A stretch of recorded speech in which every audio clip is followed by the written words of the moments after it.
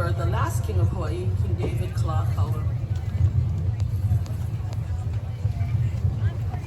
We have other dancers coming up, and they will be doing the Hula that Mililani learned from Auntie Mikey for Kalākaua Inoa. Later on, Kalākaua in the front.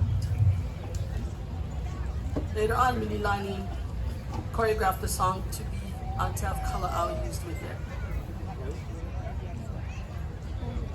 We do for you Kalākaua Inoa, which speaks of King David Kalākaua being an unfading flower on the mountain of Mauna Kea, high atop, and he's also the most skillful bird catcher.